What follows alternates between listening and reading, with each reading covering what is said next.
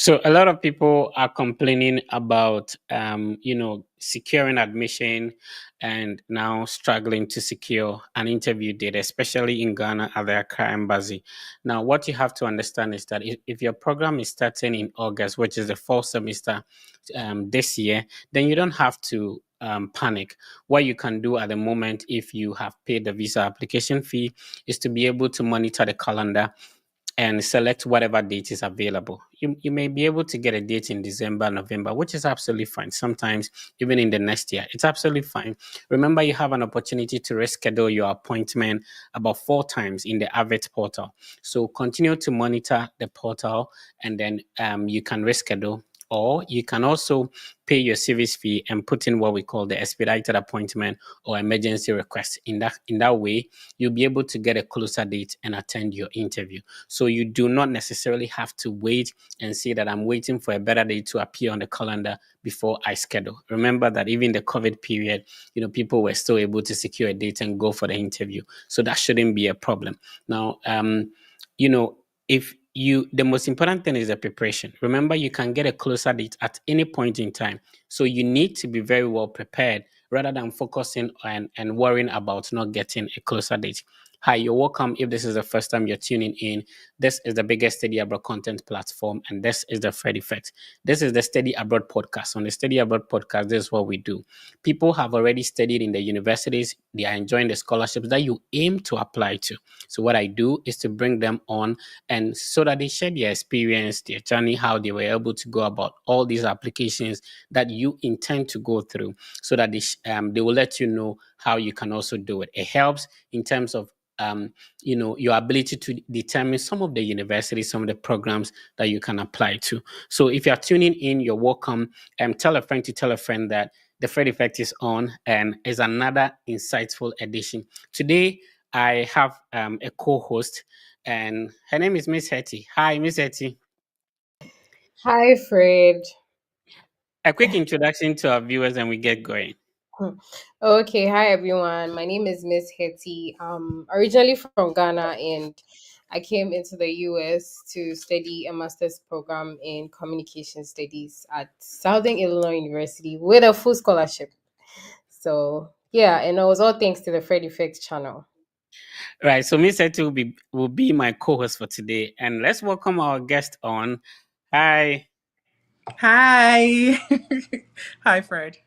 Awesome. Nice to meet you. So my co-host is Miss Hetty. Gifty is our guest for today on the Study Abroad podcast. So to join the draw, remember that every week we are not only giving our information, we are also trying to see if we can hold your hand to help you go through the process. And this is how you get to be selected. Like the video and also share with somebody else. Also, you can type in your comment. Today, the question we are asking is, what is stopping you from studying abroad? So what has been the hindrance? Is it your academics? Is it that you don't have money? What is actually stopping you from starting the study abroad process? So when you comment, you type your answers in the comment section, you automatically enter the draw, and we are going to select one person who will be mentored by Miss Gifty, to go through the process. So let's begin.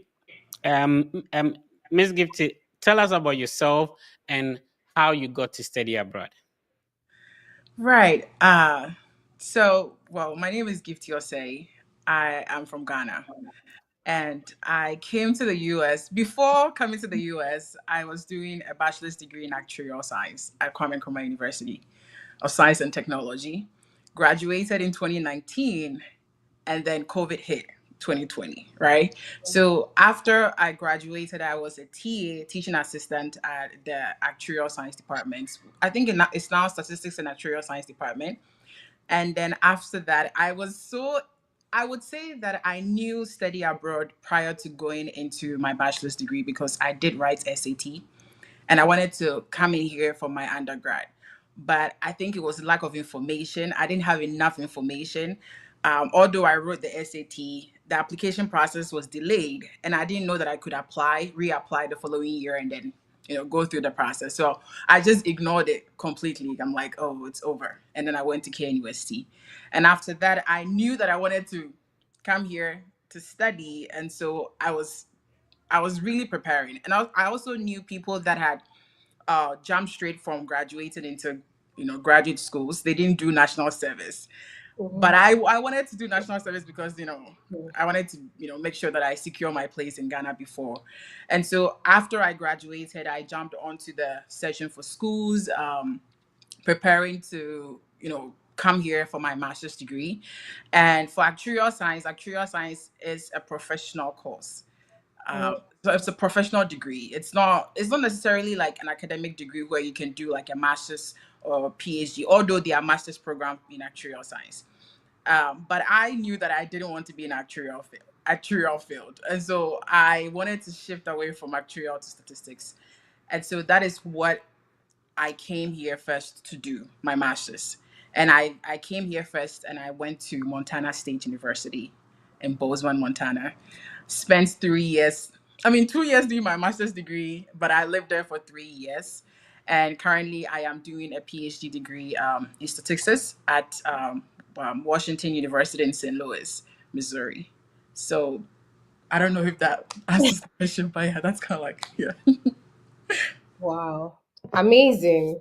Like, Yeah. so okay, so before like Fred comes in, I just want to ask that most of the times people always say like the challenge of information is preventing them from studying abroad. So what did you have like a source of information? How did you go about deciding on program, school? Did you have to do everything yourself or like you went through an agency if you can? Yeah, I can answer on that. I would say that for the SAT, I mean, for people that want to come here for undergrad, it's quite important that you have information, right? For me, I would have had the opportunity to come here for my undergrad if I had the information. I was solely relying on my uncle, who actually held my hand to go to ACE Consult at Kumasi, right? I think they are called Education USA. Right. After I went there, that's all that I knew. I didn't know what to do. I didn't know how to ask the right questions. I didn't know how to engage the people that were there to be able to tell them what I want for them to be able to help me. Right. And so that was the beginning of the experience. So I did have like an idea how it looks like because at turns I had gone for some of their conferences for Mastercard scholarships that they organized, and so I knew what it looks like.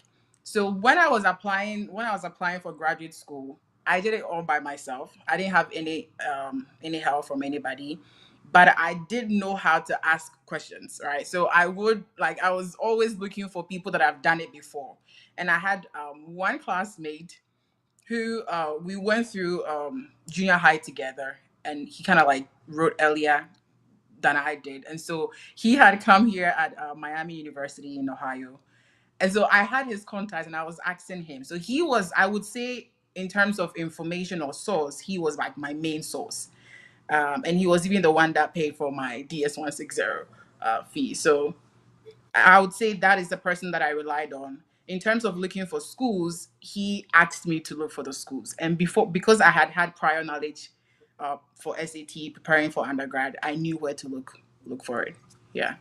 Yeah, I'm sure you mean the service fee, not DS-160 rather. Yes, service fee. Yes, Yeah, yes. that's absolutely fine. So you mentioned that you had written SAT and stuff like that after high school. So why didn't you now come for bachelor's? But you mentioned you came in for master's instead. Yeah. So I should say this. I entered into the SAT program with ACE Consult. I think March of 2015. Right? I entered into their program March of 2015, and I registered to write the SAT June 6th. And so writing SAT in June said, like, now that I have the information that I have, I know that it was pretty late for you to apply for any school with the SAT results. And whilst I was going through the school, I was just going through the school to write my SAT, not to apply for schools. Because I wanted to finish the application, get the score, and then I apply. But I didn't know the timeline. And so I would say that because I didn't know the timeline and I just had one like just to pass the SAT. That's all. I didn't know. I knew that SAT scores would get me into undergrad, but I didn't know how the timelines and the processes. And so after I got the results, I also was waiting for KNUST. And then I realized that I had University of Akron. But then the start date, and I had other schools, but the start date for University of Akron was August 24th. And that's at July 9th. The visa appointments were like in September. And then I was told that unfortunately I cannot apply, because then if you get a visa date that is like way past your start date, you might not get the visa. So I would say that is the reason why I didn't come. But one biggest reason would be the fact that I didn't know that I could, after entering into KNUST, I could still do the application and then come. And I was in school and I saw my friends like leave to Canada and and USA, and I was like, what? I have SAT scores too. Like, why am I still here? So yeah, it was after. But at that point, I was like, it's okay. I'll just study through. Yeah. That's very interesting. And everything that you said so far, the biggest thing I'm taking from it is ask questions, which is very important. This process, you need to ask questions. Yeah. If you don't ask questions and you stick to hearsay, like you not even begin the You process. are lost already. If you That's very true. say you are lost. Right. So based on what you said so far, I just wanted to ask, like, is there a reason why you chose to focus on the US and not like any other country? My reason is quite petty, but yeah, I'll say it. So I applied. So I did my national service with a professor who studied in Germany, and prior to that, he always give us like Germany terms and all of that, and he would tell us the experience in Germany, like how they had to learn the language, and in Germany you have to work, so it's quite important that you know how to speak the language. And so for me, I knew that even Ga, I can't speak Ga. I don't like. I live with Ga roommates, and I couldn't even say any Ga word. So I knew from the onset that I it's hard for me to adapt to any language, and so I would prefer to go to a university that teaches instruct in English, and the community is like English based. And the reason why I didn't do Canada, it's because I didn't have information on Canada. Honestly, I didn't know anybody who had gone to Canada for university, like for graduate school. I just knew that some of my colleagues wanted to go to Canada, and so we were all trying it out. But for USA, I knew one person. Yeah. Okay. So going off a bit of what you just said, how has studying abroad changed your life? Like from the time, even let's talk about when your journey started through to now. How has it changed your life? Right. It has changed my life a lot. Honestly, like if I think back, so I should say that after COVID hit, like I first had admission to well, I first decided to go to Bowling Green University in Ohio. That was 2019, right? And I'd had Montana State University after that. And so I did not accept Montana State University. I just left it be, right? I was waiting for 15th April to come, and then it would just be over. And then COVID hit, and then I got an email from Bowling Green State University that my funding is being, taken back because of COVID. There's uncertainty and all of that. And so I quickly went to accept Montana State University. Honestly, I accepted it on the 15th of April, 2020. Yes. So I accepted it. They moved my funding forward for 2021, and so I was secured. But whilst I was waiting, and whilst we were all going through COVID time, tough time, I applied to start an MPhil program at KNUST. So MPhil in actuarial science.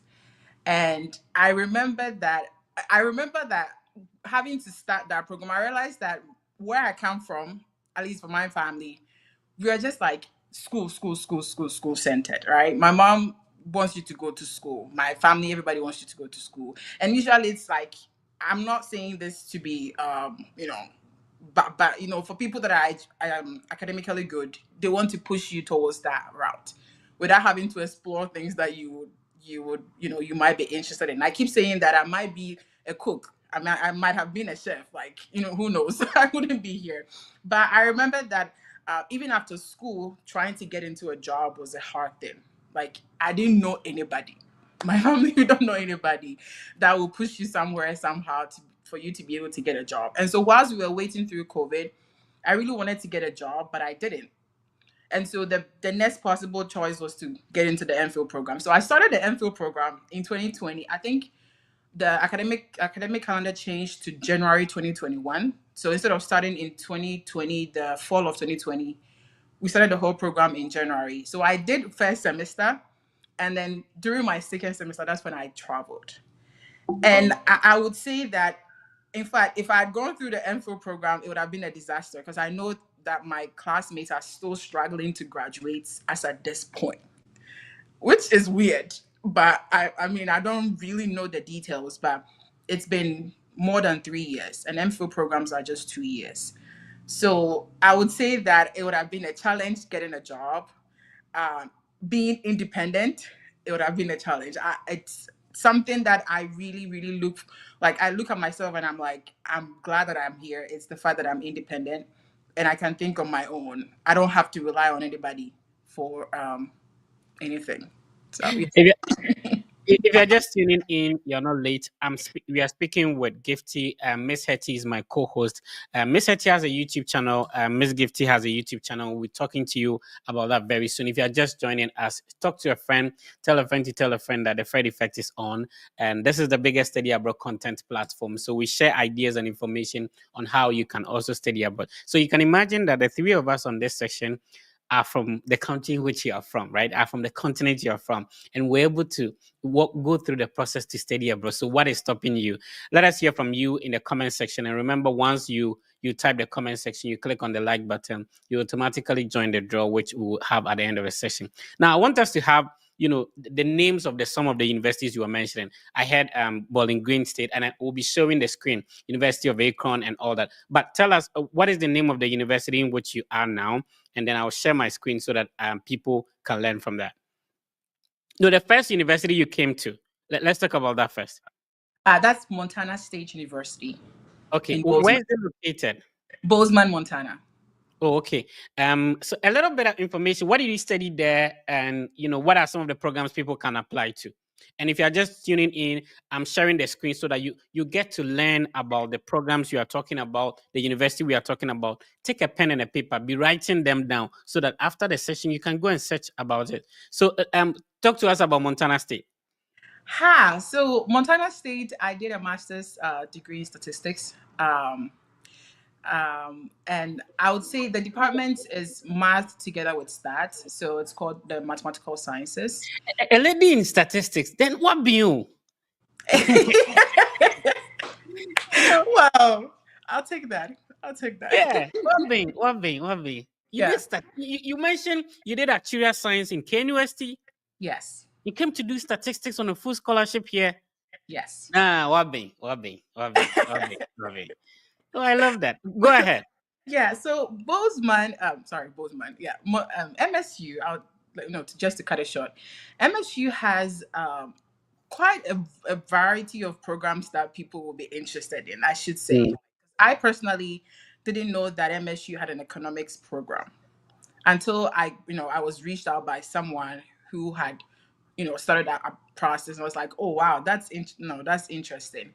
But I know that MSU is very big on engineering. So almost all the engineering programs, like including material sciences, Okay. like material sciences, climate sciences, all the other civil and all of that, they have it. There's a big education department, and they are both it's a program that allows you to have both STEM and education, and so you don't have to worry about the OPT like process where after you graduate you only get 1 year. So, and then for my department or my college, we have like English lit, we have history, there's philosophy, there's archaeology, like a lot of programs. There's geography, agriculture. There's also plant sciences. Right. I had So what's the current screen which you are at the moment? So currently, I'm at Washington University in St. Louis, Missouri. Oh, okay. Washington sounds like it's going to be in the DMV area. No, this is Missouri, St. Louis, Missouri. Oh, okay. Yes, it's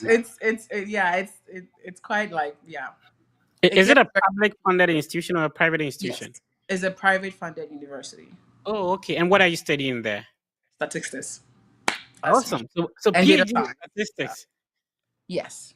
Nah, what be. But what is the challenge with people being scared about mathematics, statistics, or career science programs? Honestly, I would say that the bigger challenge would be the fear of not having to conceptualize the context of what you're Right. learning, because math, it's a formula based. Like, you need to have seen it before you can do it. It's that simple, right? But if you don't understand what you see in the context, you won't be able to apply that to any other problem.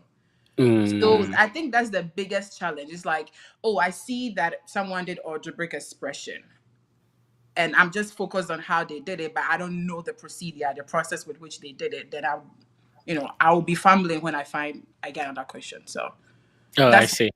the biggest challenge. Yeah.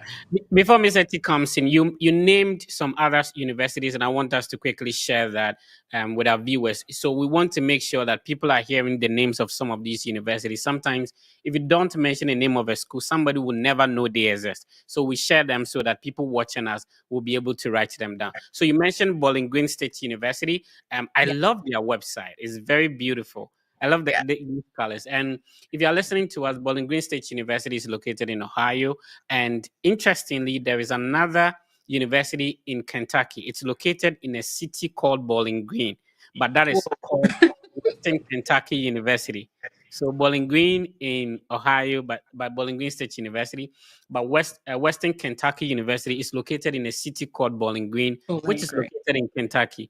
And then Gifty also mentioned Cleveland State University. And interestingly, those universities are the Northern Ohio. So we have Cleveland State, and you also mentioned University of Akron. I visited their Yeah. campus, some time ago. So let's talk about this real quick. So at the northern part of Ohio, they have the Cleveland State University. They have Youngstown State University. Yeah. There's Kent State University. There's University of Akron at the northern part of Ohio. So those are some of the universities you can check out. Mr. T, you can come in. Sure. So you spoke about your school being a private funded university. Yeah. So let's talk a bit about your application process into that school in terms of like funding. Since it's a private school, did you get like a fully funded scholarship? How did you go about that? Because I know most people think like, oh, it's a private school, so you're paying everything out of pocket. So let's touch a bit on that. Right. But before I go on, I would admonish our viewers to look into WashU. Like, it's a steal. I will say that first, right? But in terms of my application, so after I graduated with my master's degree, I had a chance to work for 1 year. But the plan was to start a PhD, right? But unfortunately, I don't know if I should talk about this, but my OPT stuff and school application stuff got messed up.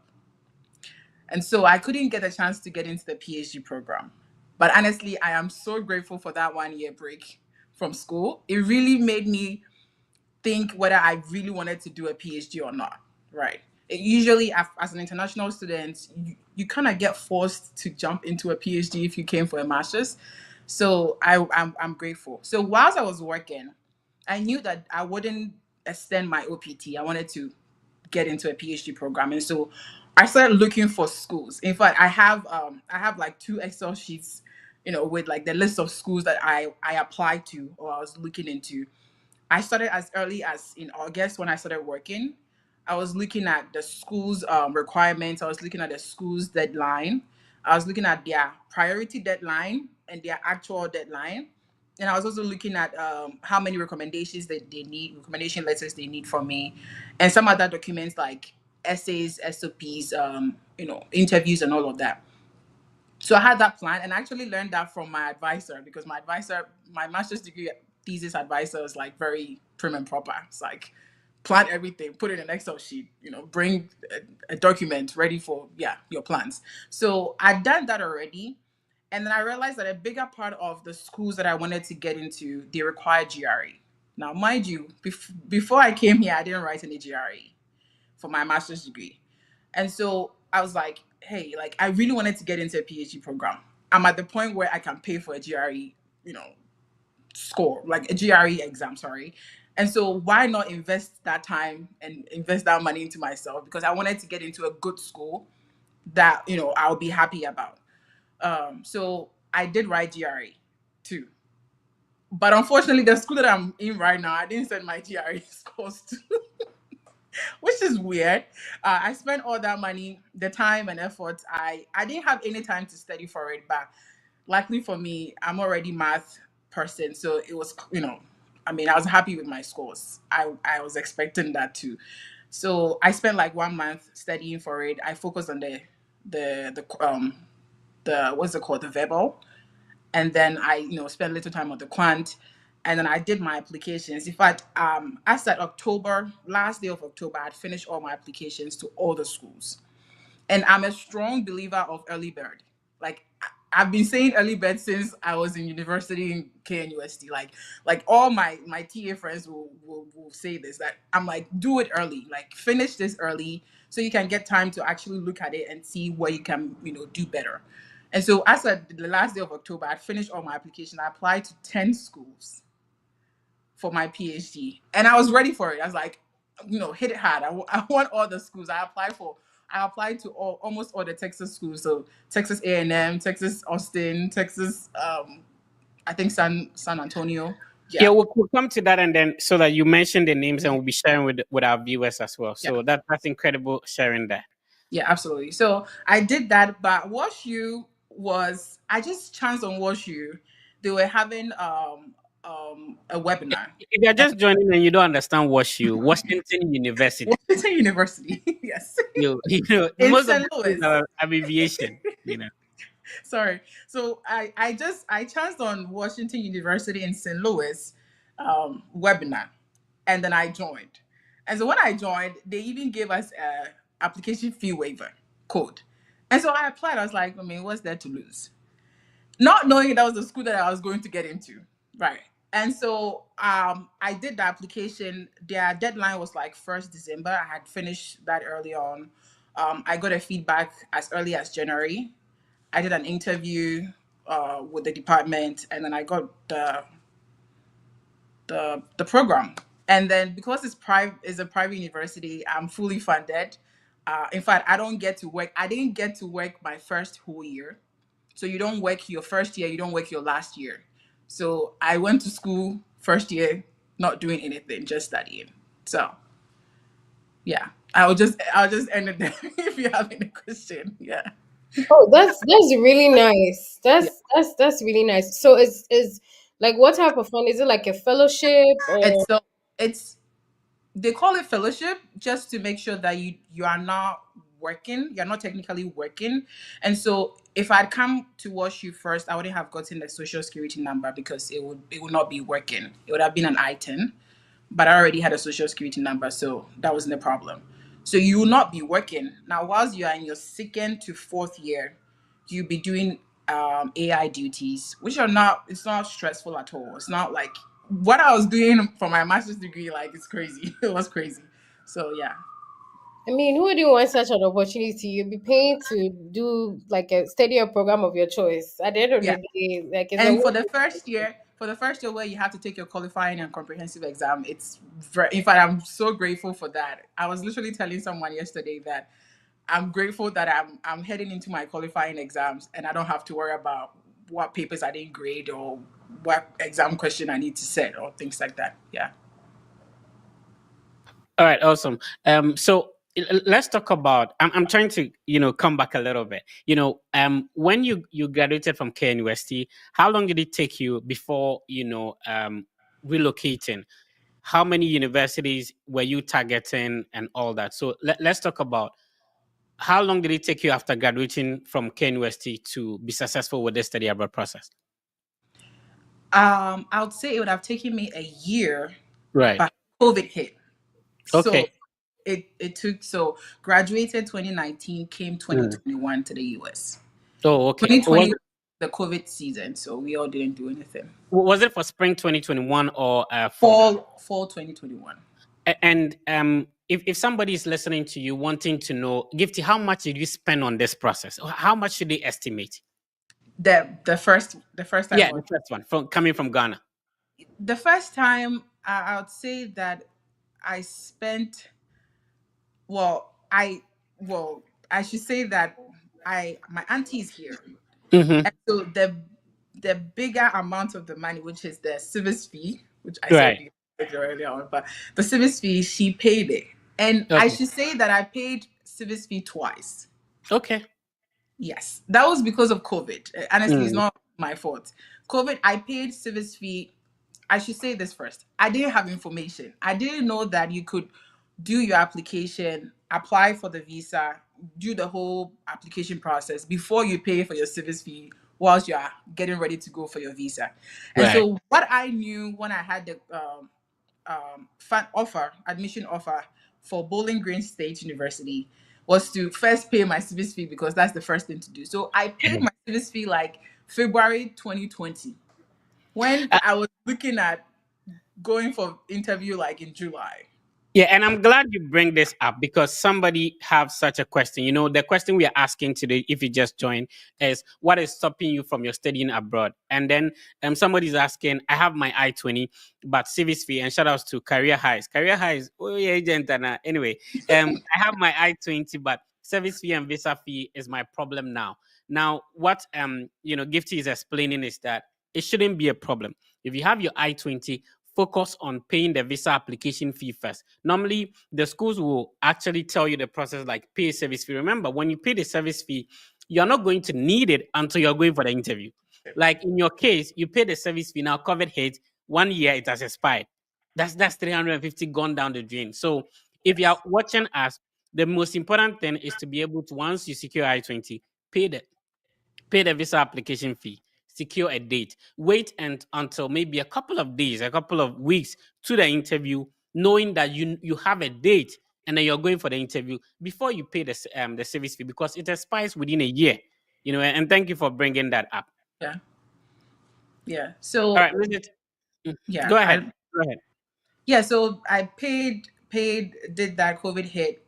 Honestly, I don't remember the question though, but yeah. Mm. So you're asking about the how much I spent, right? So Yeah, the cost. so my auntie spent like $700 on that, and Mm. honestly, if it was just me, it would have been very hard to pay, I would Shout out say. to your aunt, by the way. And Yes. we thank those who help us when on our way to doing this. Yeah. Sometimes it's just difficult that when you need something and you go to some people for help, it becomes difficult. So shout outs to your auntie for holding your hand through this. Yeah, so I would say that I personally did not spend anything apart from my time because I was very invested in getting the applications and getting the schools, and I applied to, um, I think I applied to 6 schools, and then I think I had 3 schools that I had a waiver for, Mm. and for Montana State, and I think I'm forgetting the name. I think it's Dayton University. It's also a private university. Yeah, University that's of located Dayton or in something. Yeah. yeah, it's located in Dayton, Ohio, University of Dayton, Yeah. closer to Cincinnati and all that. Yes. And then University of Florida too. I paid for yeah, it was 50, 60, 30. But yeah, I didn't have to spend that from my pocket. So God. Interestingly, almost every university in Florida, you pay $30 for it. Yeah. Yeah. Yeah. Amazing. And I mean, you mentioned that for your PhD, you had an Excel sheet, 10 school, Yes. which is very, very big. Like, and then also prior to just starting your whole process. So let's take it back to from Ghana coming. You Mhm. applied to 6 schools. Did you get admission to all of those schools? Were there any denials? Yes. So I got admission to 2 schools. Right. I didn't get into University of Florida. Actually, I got admitted to 3 schools, including NAU, the popular NAU. I think if you are in the actuarial department or math departments in K University, NAU is like the holy grail for And everybody. if you don't know NAU is Northern Arizona University. Yes, I should be. Yeah, I should It's be. a beautiful campus, and the whole of more or less like Arizona, Arizona normally do not have snow, but NAU they have snow in Flagstaff, and it's a beautiful city. I visited there last 2 years or so. Oh wow, that's nice. Yeah, Yeah. I think we had a lot of like senior. I shouldn't say senior course mates because that now people, but we had a lot of senior course mates there. So I had three, including Northern Arizona University, Montana State, and then Bowling Green State. And I didn't get into University of Florida, and then the Dayton University. Yeah. Oh, okay. That's interesting. So let's talk a bit about your visa interview process. I'm very much interested in that because sometimes like people have this preconceived notion like it's scary, yeah, I mean it's a big deal, but yeah, just humans like us. Walk us through your visa interview process. If you remember some of the questions, if not, like, what do you remember about that particular process throughout your journey? Right. So I would say that honestly, I didn't. How should I put it? I didn't get any help in terms of preparation. Like I just was doing it myself, and I knew someone who had, and I'm just going to share the story because yeah, but he had already come to the U.S., finished with his masters, and then unfortunately couldn't get the OPT process like settled up.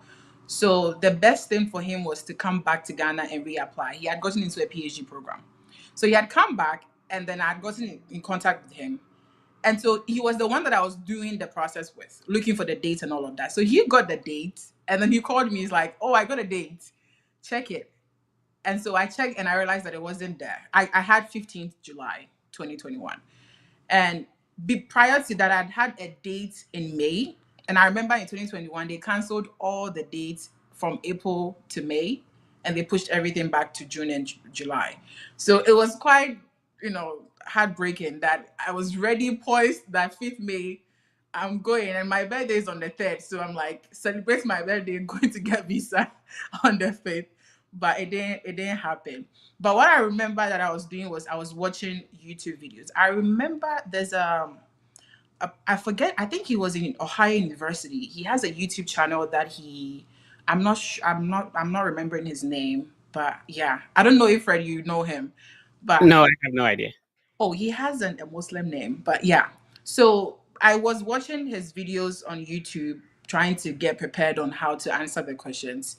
And for me, I would say I wouldn't say I was extra confident or anything like that, but I just knew that you being able to ask questions in class or being able to answer questions in class is one step towards like having to be able to think on your feet with any question that is being hit, like you are being hit with. And so I was preparing myself to answer all the questions that I would not prepare for. That's how I went about it. So randomly, I'll just like ask myself some random question. And I wouldn't say that I was super prepared. But when I got there, I was asked just 3 questions. And the questions were like, where are you going? Montana State University. How are you funding your university? I said I had a scholarship with a tuition offer of 14,000 that would offer me a stipend that would take care of the rest of my expenses. And then the next one was like, "Are you married?" And I said no, and that was it. And in the room, I'm sure people have shared that in the room. I heard people being bounced. I heard people struggling to answer their questions. I heard people shaking and all of that. But glory be to God, I got mine because honestly, people got denied. So I don't even know how to. I wouldn't say it's like super confident or being like, but it boils down to being prepared. Being prepared, I wouldn't take that for granted. Yeah. All right. So as you can see, Miss Gifty has a lot of experience to share. I'm glad that she has a YouTube channel that she shares her experience. And so, talk to us about your YouTube channel, Healthy Hair and Gut School. Every unique. So what do you do? Why should we subscribe to your channel? Right. So here it's mostly like my life in Montana State University, which Right. I'm about to start my life here at Washington University too. But it's I realized that people need to hear people's experience. And I am a strong believer that although we've all gone through the same process, we've all entered the same embassy, our experiences Mm. are different. Yeah, very true. And so I talk to people that come to MSU and ask them about their experience and Mm. how they are enjoying. I wouldn't say enjoying, how they are seeing life in the US. What are some of their shocking experiences and all of that. And then also I have a part where I talk about natural hair. So this is my hair. Taking care of your hair whilst you are, in graduate school. Uh, Yeah. yeah. Awesome. All right. So if you are just tuning in, please go to YouTube and search for Ames Haven. So your name is Gifty, your name is Osei, and there's Amatu. Yes. My birth name is Do you have Ama. other names in addition? Yes. My other name is Amasewa. Mami Oh, Amasewa. okay. Awesome. Yeah. Awesome. So go to Right. YouTube and then search for Ames Haven and subscribe. Also, my co-host, Miss Hetty, has a YouTube channel. Miss Hetty, talk to us about your YouTube channel. So essentially my channel is also about like my study abroad journey and experience, and I've also taken upon myself to kind of have conversations with people, have information that I wish I would have known like prior to starting this whole process. And for instance, like the PhD program, like, I had a friend who spoke about her PhD journey, transitioning and all of that. And so mainly like international student experience from my personal lens, and then that of other people that I feature on my channel, and then lifestyle as well. Yeah, awesome. So we are trying to give you different dimensions and all that. What one person cannot know it all. So you wouldn't see that, the Fred Effect knows it or no, I don't. So there are a lot of people, sharing their experiences and creating insightful content that will help with your process. At least if you have nowhere to start, start watching some of these videos of people like yourself who have been able to do it so that you can learn from their experiences and all that. So go to YouTube, type Miss Hetty. So MS and then space HERTY, and then you subscribe to the YouTube channel as well. Thank you so much. We really appreciate that.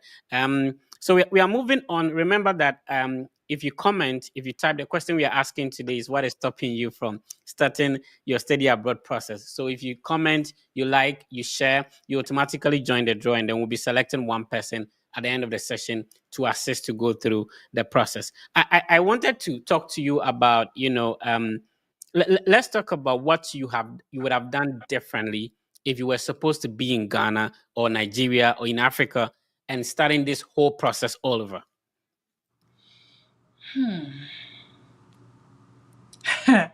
What would I have done differently? I would say that I would have prepared for the fact that it's okay to ask questions. Um, because I wouldn't have changed anything that I did for my application. In fact, I still stand on it 10 toes that apply early. Start the process early. Like if you hit me up and ask me about school, I'm like, let's start early. If we are almost too late, I'm like, let's plan ahead of time and get everything, all the documents right. So I would still stick to my process, but I would just prepare for the fact that it's okay to ask questions, because that's one thing that I struggled with when I came here. Although it didn't take me so long to learn that it's okay to ask questions, and it could be as dumb as you can think. It's okay to ask. So that's what I think I will prepare, because I don't think we are being prepared for asking questions from where we come from. So I agree with that very much, because even it like the process teaches you to ask questions, and like upon transitioning and moving here, you need to learn to speak up for yourself. Like mm, that's very, very important. So you highlighting that alone is actually very true.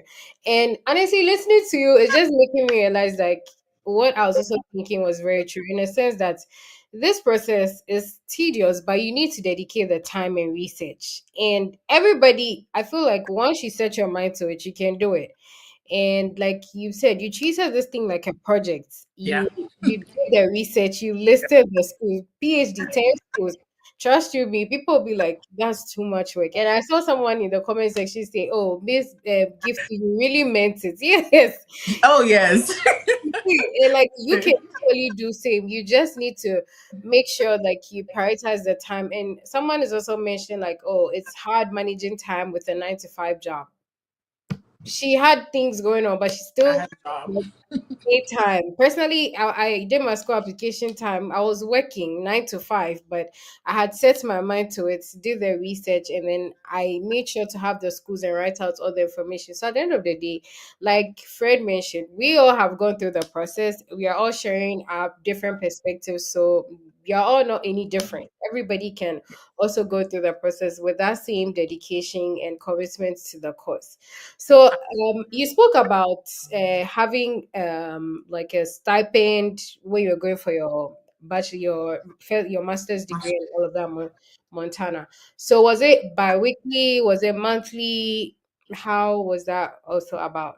Oh, the stipend was bi-weekly, Okay. but currently is monthly, which is weird for me. But yeah. Okay, so let's talk about life as an international student. Let's start from your master's degree. Survival, like accommodation, were you living on campus, off campus? And then also because you got funding, was that like teaching, research assistant? If you can touch a bit on that. Yeah, I can do that. So for life as an international student, I would say it wasn't too hard. And let me talk about that a little. In MSU, Montana State University, prior to me coming there were just like 5 Ghanaians, and I think other people from Nigeria and Cameroon. So they kind of had a community, right, that they had built. And so I fell right into it. And I should say that I went to MSU with 5 of my classmates. So, yes, 5 of my classmates into the same school, the same program. And so it wasn't too bad trying to like navigate around things and all of that. But I would say there's cons to that, because usually you get too close up to the people that you know. You tend to speak the language that you prefer, just so you can be comfortable. But actually surviving here is being able to move outside your comfort zone, being able to talk to other people. In fact, if you don't know how to start a conversation, you're as good as dead in the US, right? Because nobody's going to talk to you. You're not going to talk to anybody. So life as an international student here at MSU was quite easy, I would say. We had people that were dedicated to taking us grocery shopping with their cars. So we would all come together and we'd go grocery shopping. It was a family. It was nice. Bozeman was beautiful. We had the opportunity to explore the mountains, the hiking. I did all of that. So I'm satisfied. In fact, I've lived as an international student when I was at MSU. In terms of the academic work, so the stipend that you're getting, you right from the onstart, you start as a teaching assistant. And as a teaching assistant, you're going to either co-instruct a class or you're going to grade. I think we were all co-instructing because for statistics, we serve like the entire school. So it's quite a large class, right? And I think we were teaching classes of like 90, 100 above. So we will have like 2 teaching assistants together with the main instructor in the classroom. And for the class, it was more active centered. They call it active learning, where it's like they have groups where they will work on activities in class. They'll have to watch videos outside class. They come in, they get little introduction, and then they work on the activities. And what we will be doing is we'll go around and make sure that they are doing the right thing and trying to engage them to have them discuss, right? Which is a bigger part of the whole thing. And I'm not used to having to initiate conversations, having to let people discuss things. So that was a challenge, and we were not prepared for it. It's like, boom, we just had one day, 2 hours worth of orientation, and that was it. So that was a big challenge. And after that, you have to also go into the Math Start Center to help people with their homeworks. So that was kind of like the detail of my stipend. Um, How does that differ from your PhD now? Yes. So my PhD now, as I mentioned earlier on, I'm not doing anything for my first year. And it's a thing here at Washington University in St. Louis that for your first year as a PhD student, you will not be involved in any teaching or grading. You just study and you prepare yourself for your research. So in this same time period, you want to start looking at who you want to work with. And for my department, we don't we get advisors, but those advisors are not your research advisors. You have to choose in your second year and third year. So it will be beneficial for you to use that first year where you are not doing anything to prepare, look for that research gap that you want to fill, that interest that you want to, you know, align with, and then talk to that person um, so that you can start working on that. And then you also have to take a comprehensive exam. And so I'm not doing anything right now for my first year. Okay. And if you have to, maybe I should say, if you have to, in your second year, it will be just AI. What AI in this sense mean is that you're going to get questions from the instructor. You won't be in class with the instructor, but you would have a subsection. So if the class is on Monday, Wednesday, Friday, your subsections will be on Tuesdays, Thursdays, and it will be a class of 25 people where you go in with the questions prepared by the instructor with the answers and solutions, and you just go in there to help the students work through it. And that's it. You don't have to grade. But if you're a grader, you grade with I think two professors. Yes. That's interesting. So for those who just joined, we are having a conversation with Miss Gifty, who has gone through the master's program and is currently offering a PhD in her area of interest, which is amazing for women statistics at Washington University in St. Louis. So let me just share a few things that I've learned from everything you've said so far. Okay, so the very first thing I've learned is start early. If you want to apply to schools, like as much as possible, start early. Ask questions. That's the biggest thing. You need to learn to ask questions. If you don't, you wouldn't have the information you need. And most importantly, like you should be committed to it. You should be committed to it and well invested. So speaking of all of these things, what has been your biggest moment or experience as an international student? Like how has that been for you so far? Let me start. Let me rephrase my question. Do you like it? Like how has it been? Like based on what people used to say and you coming into the system yourself, what do you see? Like skin, I can tell like one skin is glowing, like your hair You know, and all of that. But how has the experience been for you so far from your individual perspective? it's been amazing. I'd say. It's one thing that I'm grateful for, honestly. I don't know where I would have been if I was in Ghana. It sounds a little petty, but it's the truth. Um, I know my friends are like currently working with the big agencies in Ghana and all of that because, yeah, it's actuarial science. Like, you should be able to get into a field that you want. But I personally, I don't know where I would have been. I also, based on where I'm coming from, it would have been a very big challenge to even have to want to move from Kumasi to even Sunyani to stay there to work. Because yeah, my family's like that kind of yeah. So it's been amazing. I get the opportunity to explore. Um Before then, I've had the opportunity to experience people that have shaped my mentality towards like living here as an international student, which is something that I always tell people that are already here that don't be close-minded. Like where we are coming from, our parents will say certain things because of their experience. Like trust, like cut your grandma some slack. Like they lived in the colonial days. And so if you're saying something, yes, they have all the rights to say it. It's not your experience. Like people come here and they're like, "Hey, I brought for Johnny," and I'm like, "Yo, like you've not even tried it. Like be open up. Like try it. You don't like it. It's okay to say I don't like this. It's fine. Like nobody is restricting you. But if you don't try it and be like, oh, I can't go hiking, I can't go ski, I can't do this, then yeah. So I've had the opportunity to explore.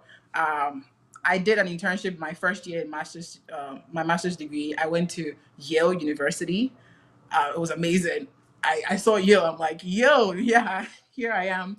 I had the opportunity to explore Connecticut, and then having to work and all of that, it just has exposed me to that point where it's like I'm that person. I need to own. I'm responsible for what I'm saying, what I'm doing. Right? I can't look onto anybody that who's coming to save me. It's just yeah, it's me.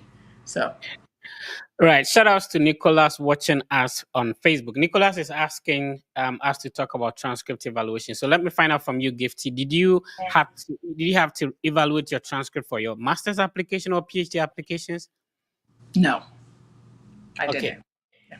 So, let's be clear what you want, exactly what you want us to say about the transcript evaluation. Of course, some universities require it, notwithstanding whatever class. And most importantly, if you do have a diploma and also a top up, it helps. Some universities is a strict requirement. So you need to evaluate it. And there are, a lot of organizations, WES, Spantran, and all that you can use to evaluate your transcript. So it's been inspirational. Shout outs to Naphtali watching us on Facebook, and then Omen the Godson. Thank you for tuning in as well. Shout outs to Grace, Gemma, if I'm getting the name right. Thank you for tuning in on Facebook as well. And let's see if we can talk about answer some questions here before we continue. So, what is the best choice, Spantran or WES? Of course, the cost is different. So, WES tends to be a little bit expensive compared to Spantran. And Spantran, if you go through the university, um, you know, link, then you'll be able to get some amount of. Also, not every university will accept Spantran. So, the West is more or less like generally accepted by almost every school. So, it depends on how much which school you're applying to and how much you can afford to pay as well. Let's see if we can respond to some more questions and also look at some comments that people are giving. But Mr. T, you can go on if you want to ask anything, and then I keep on going through. So I am my own producer and all that, so I'm trying to maneuver and be clicking on a You're lot of doing so well. You're doing so well. at the Thank same time. Yeah. Okay. I was going to ask, like, what was more challenging for you to adapt? Food, weather. I know you spoke about the food, weather, and then the American accent. Yes. What was like the most challenging for you to adapt? And how did you like manage to do that? manager. Mm, I'd say the weather. Like I don't know if any of you know the weather in Montana. It's insane. Honestly, like insane is underrated. Like it snows 8 months in the year. There's only 2 months of summer. The spring that we have here in the east, coast side is the summer that we have in Montana, which is nice. Like now that I've had to experience summer in Texas, I'm like, please give me summer in Montana. I prefer that. But that I would say was the biggest challenge. But we had people to prepare us for it. So I didn't walk into it and be like, oh, surprise. The people there told us like, please, it's going to snow 8 months, so prepare. So for me, I was already open minded. I'm like, okay, they are saying so, like, let me prepare. So we in Montana, even in MSU, my department, they will give you like boots and socks and clothes and things like that. So yeah, we were prepared. So that was a challenge, but I was prepared for it. Outside that, I would say that food was okay. And the accent? In terms of communication, accent, I'm somebody who doesn't really care whether you hear me or not. I'm speaking my speaking. That's one. But I would say that it was okay. It was okay. It's just that confidence to be able to say what you want to say, even though you get a huh or come again. It's fine. Like you're not the only person. Yeah. That's true. So speaking about the weather, when you were coming, did you also have to buy like one of those countermantle winter jackets to come and come and No, keep you warm in your first like few months of stay in the snow? no. In Oh, fact, when I was coming, I left everything in Ghana.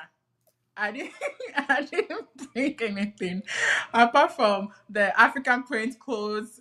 I brought like tons of hair products. In fact, I didn't know that you could get hair products here. So that was also another thing that took space in my bag. But I could have just brought like other things like watchilies or Kobe or things like that. I didn't bring any of those things. I came to Montana. I realized there's no African market. Like Montana is a, you know, so it's a very conservative state. So yeah. Let's talk about the cost of living. How much were you paying for rent as a student in Montana? Let's compare it to how much you're paying in Washington University. You mean the stipend amount? No, I'm talking about the rent The accommodation. rent amount. Oh, okay. So in Montana, MSU has a graduate apartment for they call it graduate housing. So Okay. it was cheap. It was I think I was paying sorry, I'm saying cheap as compared to here. So so it was an apartment, two bedroom, one bath, very spacious. And then we were paying five, oh, was it 500? It was 420 here. Mm, I think it was 409, and then the extra amount is for the what's it called, utilities. the Mm, furniture, not utility. Utility is all part of the rent.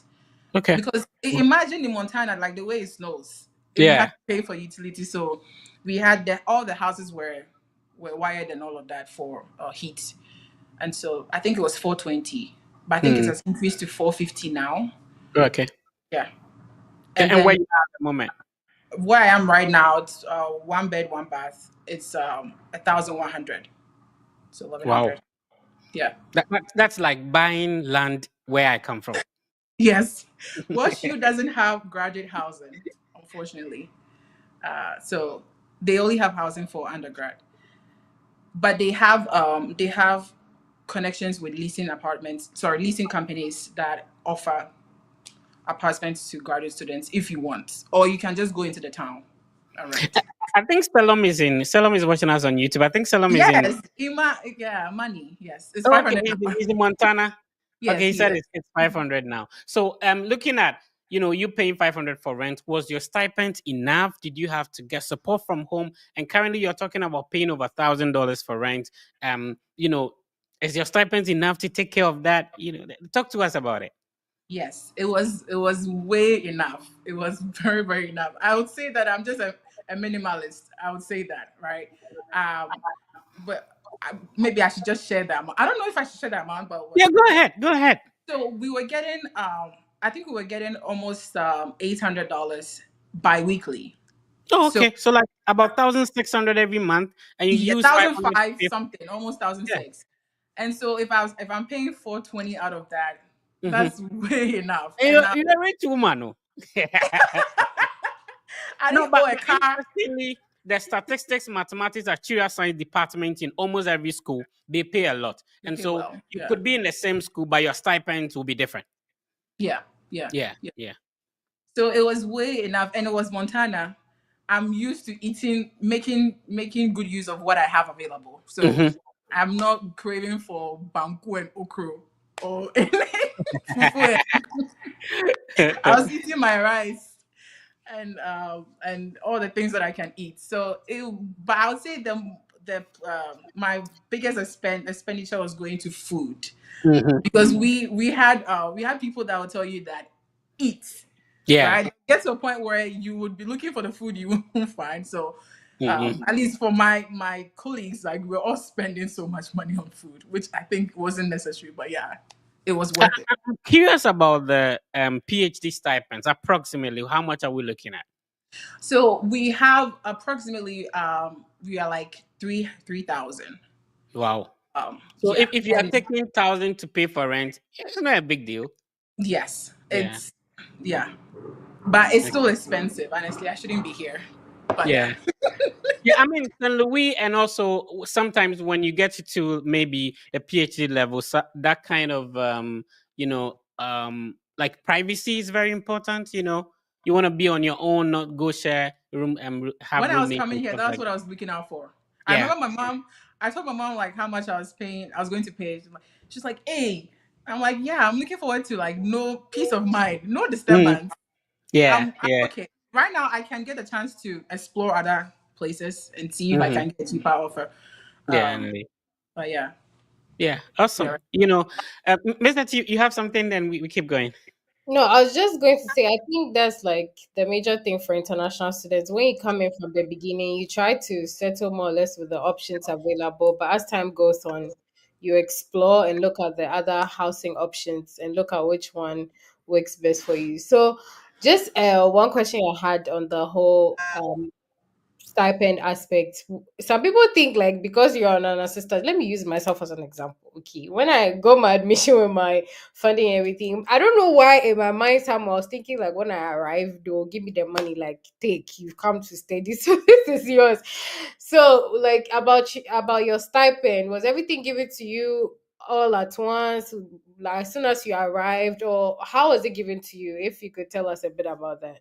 No, you're being paid bi-weekly, and I think for MSU there's an extra charge every semester, depending on the number of credits that you are taking. Which was in you should still be able to pay that amount of money and be okay, right? So it was bi-weekly, and that is it. Just the eight, I think 700, and I'm forgetting the exact amount, but yeah, almost $800 every 2 weeks, and that's all that you get. In terms of the tuition waiver, is being taken care of. You even see that money. You all that you know is that it's taken care of, and then the rest of the money left you have to pay for that. Yeah.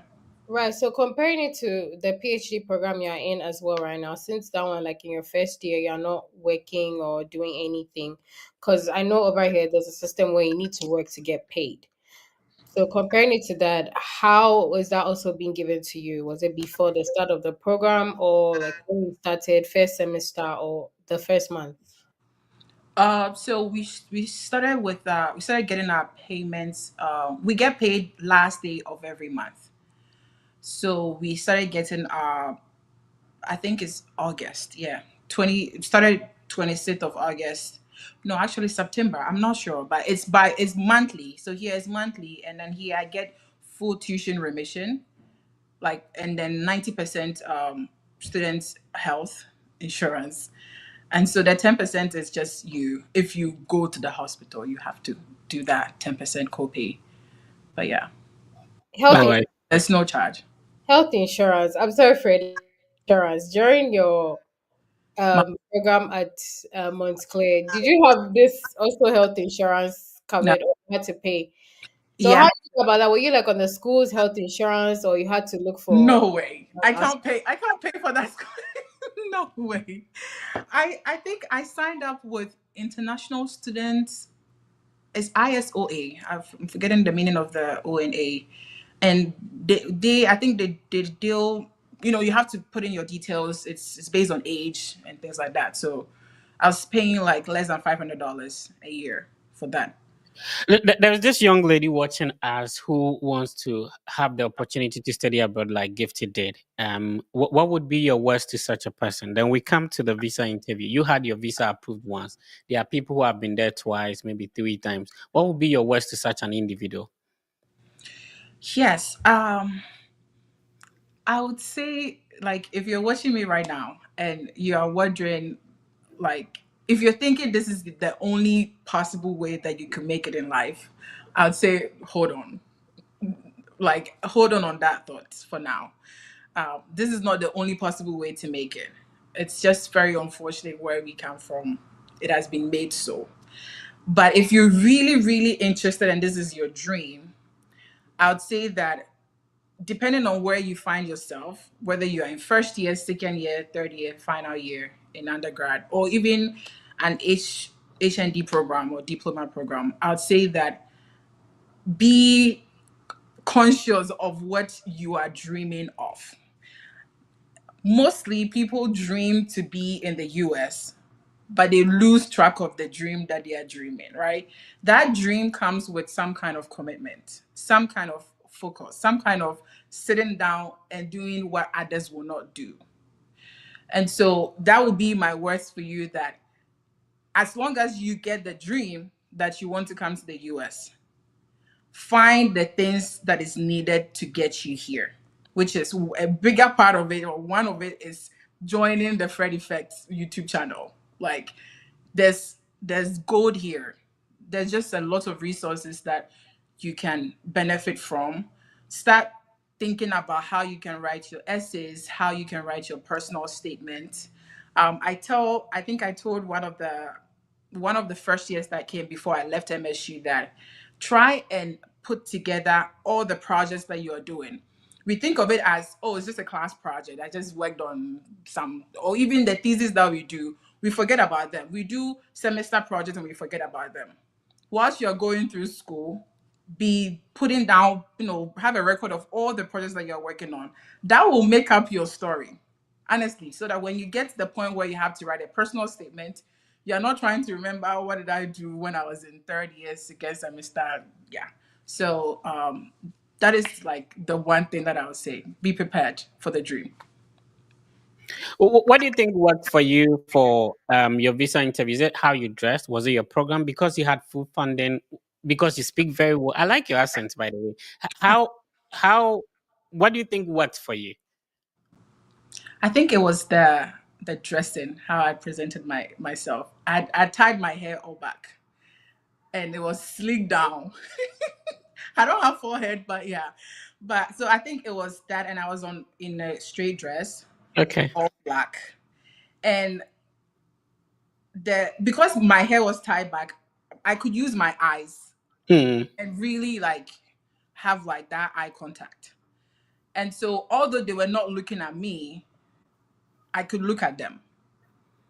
And that's one thing that I think in terms of even communicating, if you're able to get an eye contact with somebody, that Yeah. fear, oh, what am I going to say, moves away. So I'd say that also I was also extra prepared in terms of documents. My Hmm. documents was as big as this. It was just too much information. But yeah, Did you have a but that deficit after the scholarship? Did you have a deficit? oh yes, I did. I mentioned that. But that deficit doesn't show on your I-20. It's just every semester, depending on the number of credits that you have to take, Hmm. you get an extra fee that you pay. But So for which an means, international student, you have to take 9 credits. So sorry, which means you did not submit a bank statement for your school to release your I-20. no, I did not. But when I was going Oh, for the visa interview, I had a bank statement. how Just did you? How do you people get that? Miss Hetty has the same thing. Everything being taken care of on the I-20 like that. I so for MSU, I should say that we also had an interview. Okay. We had so there's a requirement for TOEFL, Mm. but my department we had a very nice professor who I think is currently not there anymore, John Pokowski. He interviewed all of us just to be sure that we can speak English. Okay. I think that's the summary of it. Just to be sure that we can speak English, but we went through the process like how do you envision yourself studying here and all of that. So Yes. the department is ready to fund us. And I Mm. think right now the department is looking for PhD students in I think math education. So if you're really interested in that, you should be looking at MSU, the math department. Yeah. Right. All right. So if you're just tuning in, Mr. To go on. No, I was just going to say, like, the last part of the information that she shared is like a catch for all those who are currently watching. So the reason to Yeah. subscribe to the Freddy Fred channel, Yeah. you're basically giving all these information for free. You're not paying for Yeah. it. So yeah.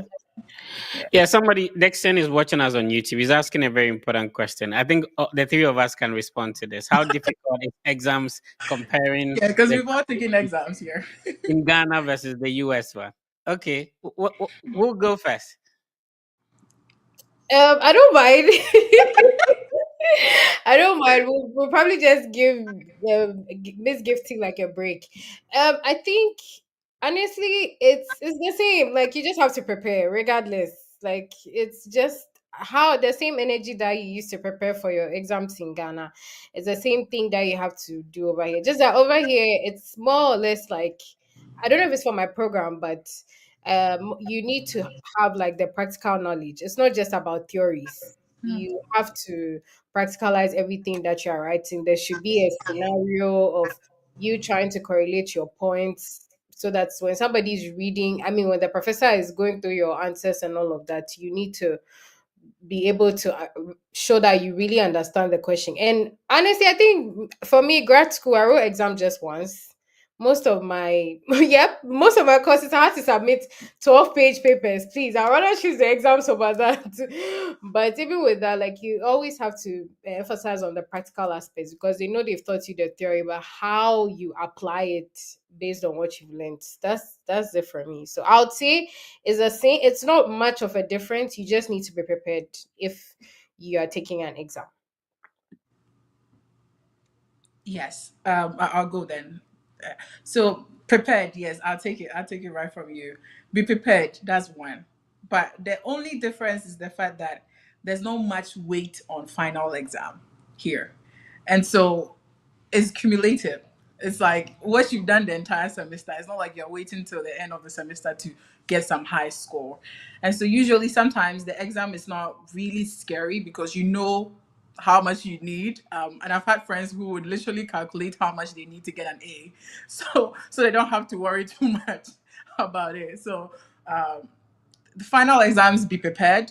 It's same as taking an exam in Ghana, but the entire semester is like grade is the entire semester, not just one exam.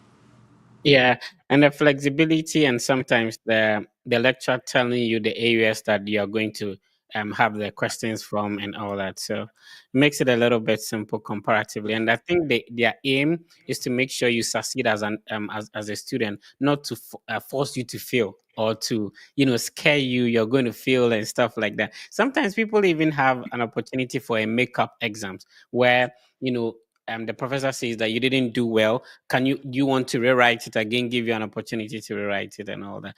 Awesome. It's been a great conversation.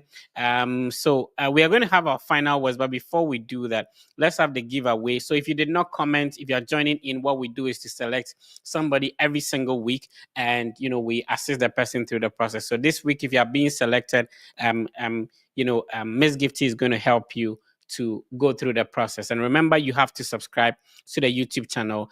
Miss Hetty has a YouTube channel. It's called Miss Hetty. And then Miss Gifty also has a YouTube channel. It's called Ames Haven. So AMA, and then you add Haven to it. Why the name Ames Haven though? Because I feel like you have a lot of names. You could have chosen any name. Sure, I know, right? I think the Haven, I had it somewhere when I came to the US. Oh, okay. And I was like, oh, I was struck by it. It's like Haven. It's like I remember telling my mom that I wanted to change my name from Gifty to Isabella. Because when I heard Oh, Isabella, I thought it was amazing. So it's yeah. the same thing with the Haven. And Amma, because my name is Amma. So I don't know, honestly. I don't know. I think the Haven name is just like very nice. Yeah. Yeah. Awesome. All right. So let's see if we can have the draw and then select one person who the team is going to assess. So if you're not commented, we want 150 people. We do have 133 people. This is how to join. You have to like the session and also answer the question that we have for today. The question for today is, why have you not started your study abroad journeys? What is stopping you? What is stopping you from starting to apply? There are universities that are free. People complain about transcript evaluation. There are a lot of universities that do not require that. I have a low CGPA. There are a lot of strategies that could help you if you do have a low CGPA in order to go through. I always say that there is a school for everyone. No matter what your situation is. If you are interested in a certain program, understand that not every university will offer that program. So there are some universities that would have the program you're looking for.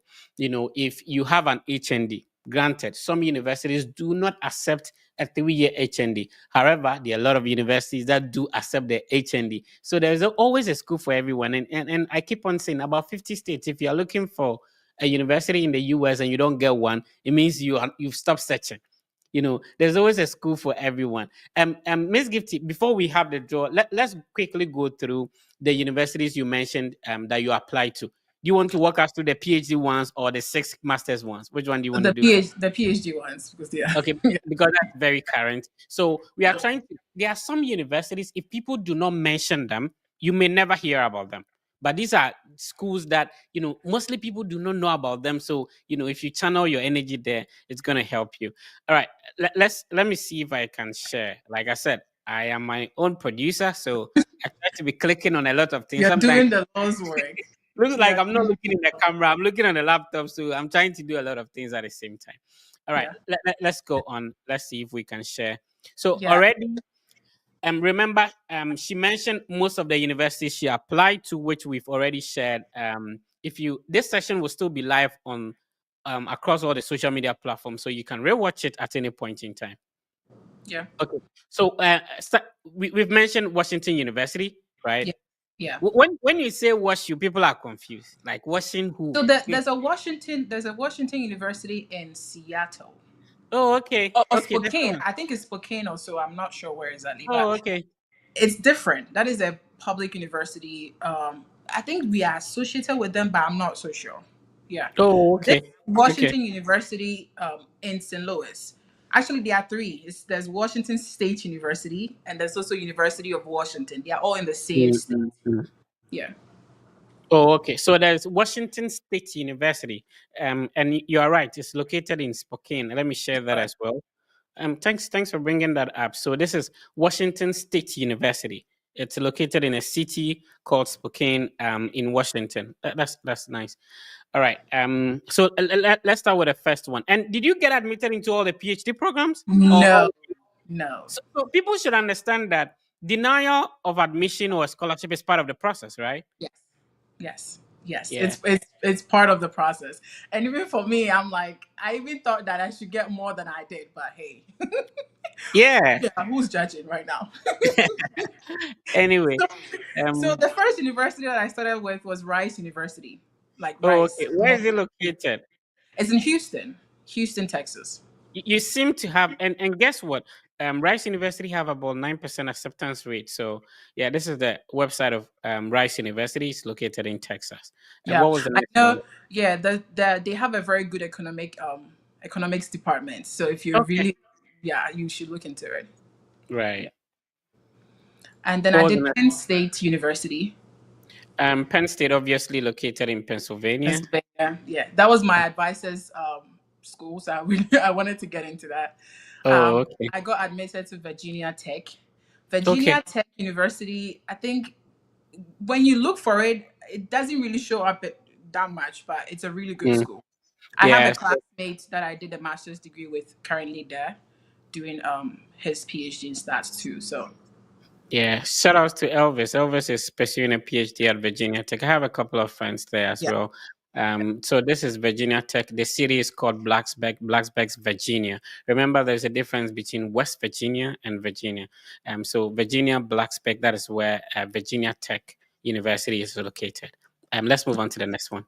I did University of New Hampshire, Okay. which I think people don't really look into that, but yeah, it's a Yeah, really that's good. very true. People don't even know New Hampshire is a state, though. It's Yeah, the pronunciation of the place, so the pronunciation. Everybody has different. New Hampshire. How's it called? New Hampshire. Oh, friend.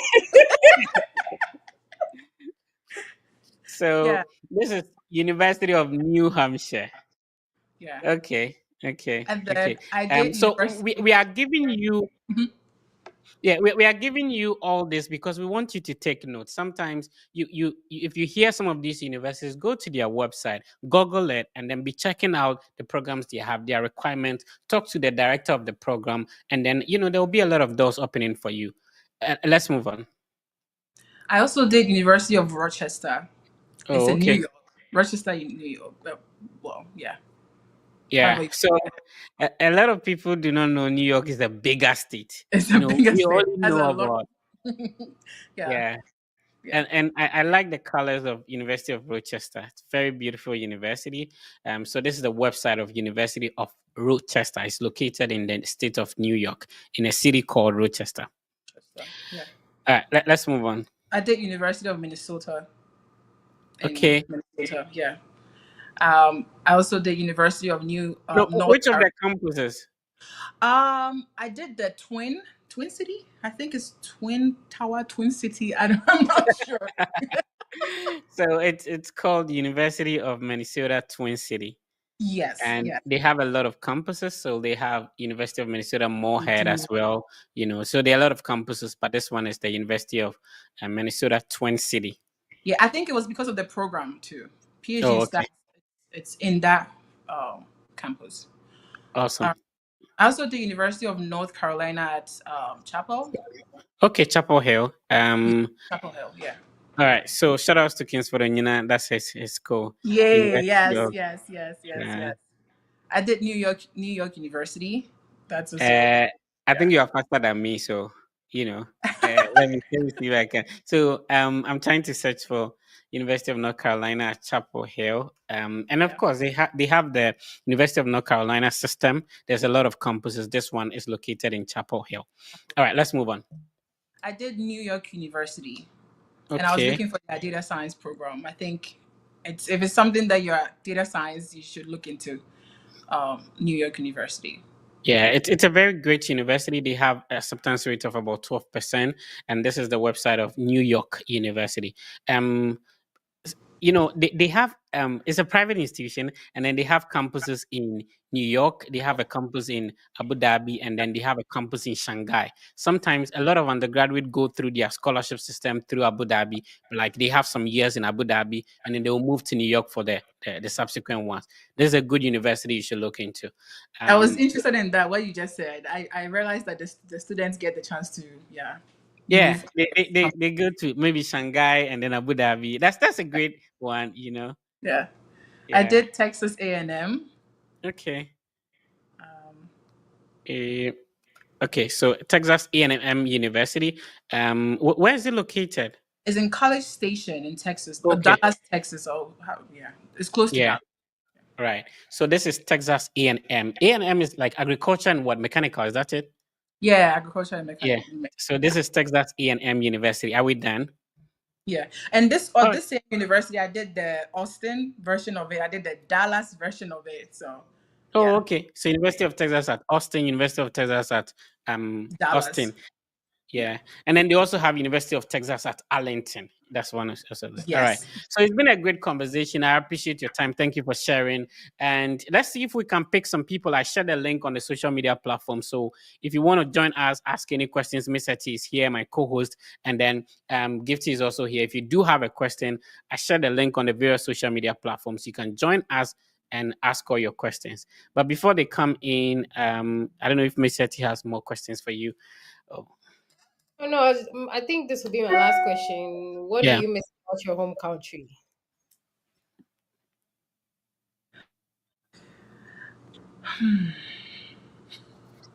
You meant For your me, family? it's the food, though. For me, it's the food and the culture and the The vibes. the food part is the part where you can just walk out and get bayachi on the road. Oh my, like That's my the one that I language. miss. But I really, really, really miss my grandma.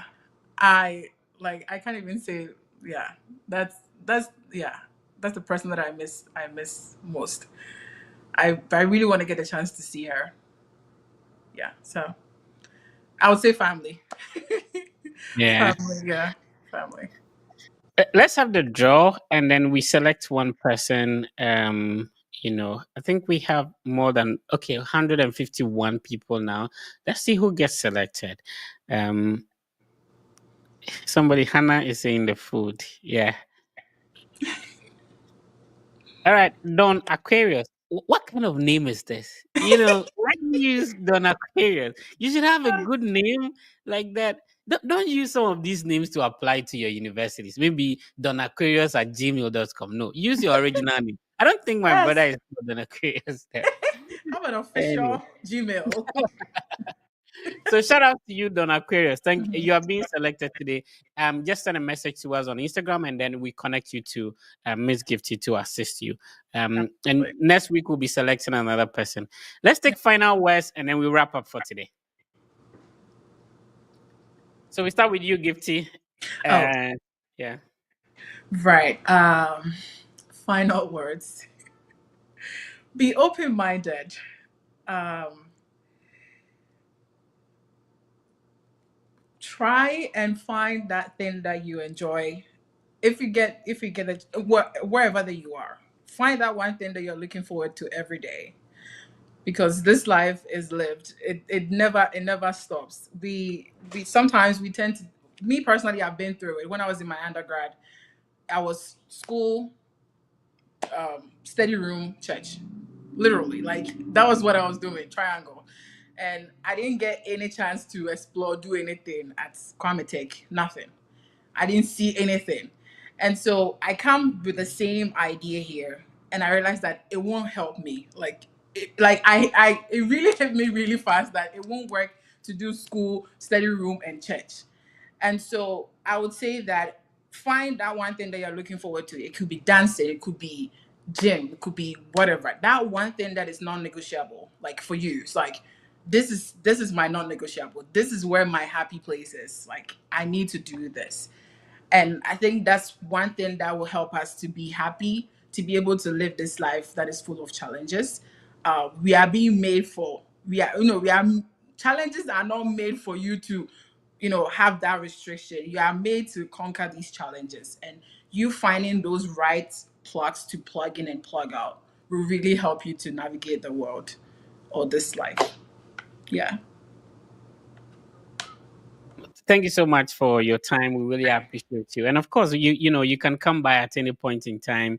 Your experience, and as a lady being in STEM, it's amazing. You're a brilliant woman, and we appreciate you for coming to share your experience to inspire our brothers and sisters who tune in today. Yeah, and I should say that if you have any question, you can hit me up on Instagram or Facebook. Yeah, sure. Yeah, put your social media platforms out there. So it's on the YouTube. Okay. It's So on the the social YouTube, media but platforms are on the YouTube. yeah, but I think my Instagram is GIF. So the GIF is PHI. So GIF _T _Sewa. So when people go to the YouTube, how do they find it? So when you go to when you hit the more. Okay, then these are the links. Yeah. Awesome. So the Instagram, link is here, Facebook as well as LinkedIn. You can get in touch with Miss Gifty. Yeah, absolutely. All right. Awesome. So thank you so much. We really appreciate your time, Miss Gifty. Thank you. Thank you for having me. Thank you so much, Fred. I appreciate it. I'm trying to thank look you for the work that you do. Thank you so much. I really appreciate the support. I've really directed a lot of people to your channel. Like I'm like, God bless you. I don't have time, but I know someone who has all the juice. I'm a living testimony of the Fred Effect channel. So and so we have one person here who Awesome. All right. So Miss Gifty, Miss Hetty was my co-host today. I really appreciate your time. What will be your final words before you go? Honestly, I would say that America is big for everybody. So research, ask questions like Miss Gifty said, and honestly, you'd sail through the process. Don't give up, please. A denial doesn't mean that's the end of the road. It's just a redirection. Get through it. Yeah. Yeah, and please subscribe to the Miss Hetty YouTube channel. Go to YouTube, type MS and then space HERTY, and then subscribe. There are amazing content for you to enjoy. Miss Hetty, I really appreciate your time. Thank you so much. Thank you too for having me. All right. It's been a great session. We do this and every weekend. Is on a Saturday. It's called the StudyAbroad Podcast with the Fred Effects. What we do is to bring individuals who have been through the process of studying abroad to let you know how much did it cost them, where are they studying, what are some of the scholarships they apply to. Take a pen and a paper every Saturday. Sit down behind your screen on this podcast. Invest the time and effort that will be beneficial to your study abroad process. My name has been Fred. This is the biggest study abroad content platform, and this is the Fred Effect. So remember the Fred Effect team to help you prepare for your visa interview. We do have a mock interview platform that is on WhatsApp that you can join. What you need to do is that once you have your documents ready, send us a message on Instagram. We'll be happy to add you to the platform. You meet other people who are preparing for the same, process, and then you interact, you learn, and also help build, prepare you for your visa interview. Remember that to talk to a former visa officer, we do have a collaboration with Argo Visa. Argo Visa is a team of former visa officers. So if you're preparing for any category of visa interview, please make sure that you schedule an appointment with the Argo Visa team, and then they'll be happy to assist you. If you want them to go through your documents, review them for you before you go for your interview, that would be amazing, so that you don't end up not knowing what to do at the end of the day. So please use the link I'm sharing on the screen to schedule an appointment with the Argo Visa team. Please be positive. and know that everything will be fine. There are a lot of challenges that we face as people, and don't think that when you achieve one thing, that is the end of it. There's always something you'll be yearning for. So please enjoy the life, enjoy the moment you have. Where you are at the moment was your prayer point some time ago. So take some time. Challenges will never cease coming, but just enjoy the current circumstance, enjoy the now, enjoy the current moment you have, and everything is going to be fine. My name has been Fred. Please be positive and know that everything will be fine. I'll see you next week.